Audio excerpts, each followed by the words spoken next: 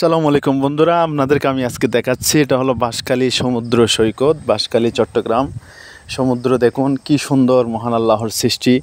যে sea beach, Banshkhali sea beach, এটা দেখুন যে অনেক বিশাল। এই যে বঙ্গোপসাগরটি বাঁশখালী হয়ে কক্সবাজার হয়ে এদিকে বাংলাদেশের যে চট্টগ্রাম পতেঙ্গার হয়ে এটি প্রবাহিত।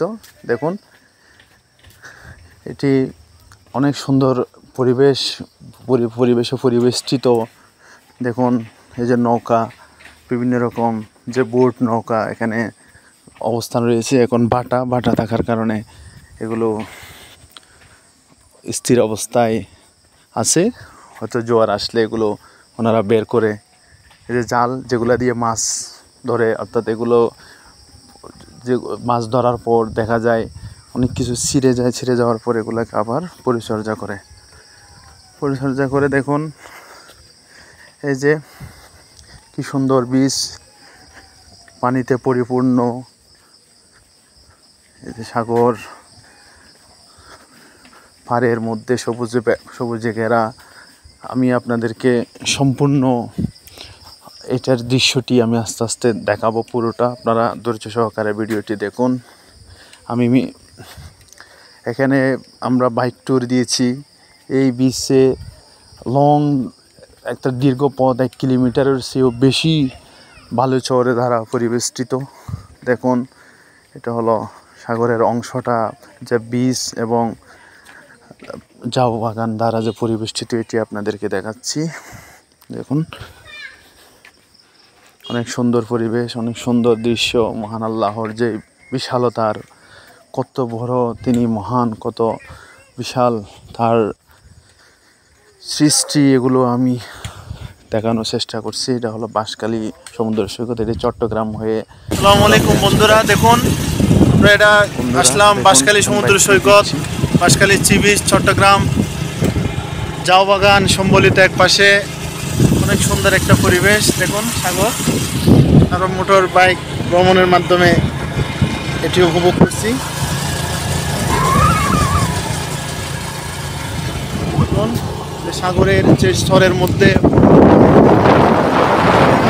দেখুন বন্ধুরা কি সুন্দর দৃশ্য। দেখুন দেখাচ্ছি করে প্রত্যেকটা জায়গা দেখানোর চেষ্টা করছি। আমি বন্ধু মিলে বাইক ট্যুর করে দেখাচ্ছি।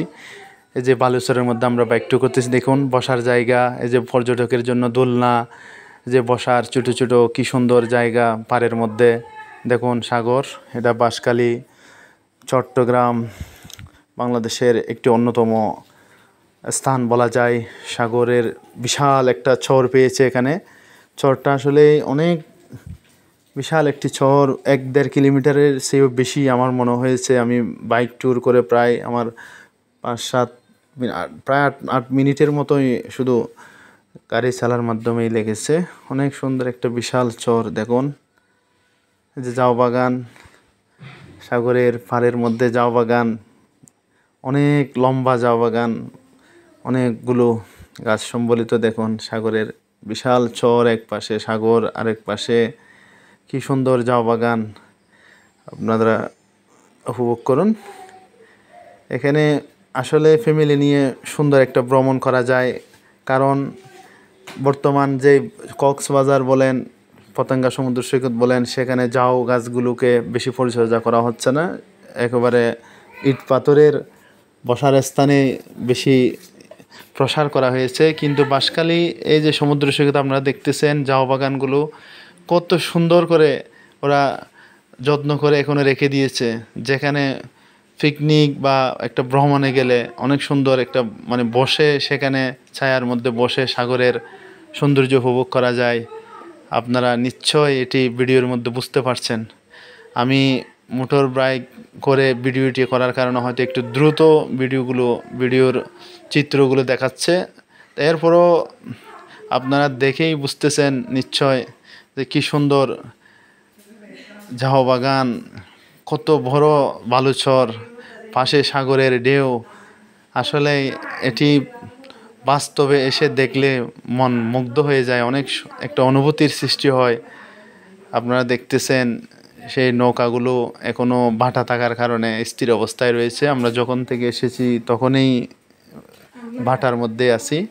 এই যে ঝাউ বাগানের দীর্ঘ সারির পর আপনারা দেখতেছেন যে বসার পাড়ের মধ্যে জায়গাগুলো, এখানে পর্যটকরা এসে যাতে বসতে পারে সেজন্য চেয়ার কত সুন্দর করে ওরা সাজিয়ে রেখেছে, যেন বসে তারা সামান্যতম হলো নাস্তা করে করে যাতে এই মহান আল্লাহর যে বিশালতা, বিশাল সৃষ্টি উপভোগ করতে পারে, এখানের সাগরের হাওয়া উপভোগ করতে পারে। দেখতেছেন পর্যটকরা এসেছে, তারা বিভিন্ন দেখতেছেন আপনারা কত সুন্দর দৃশ্য। এই যে দেখুন পর্যটকরা এখানে এসে তারা বিভিন্ন আনন্দ খুশিতে সময় পার করছে।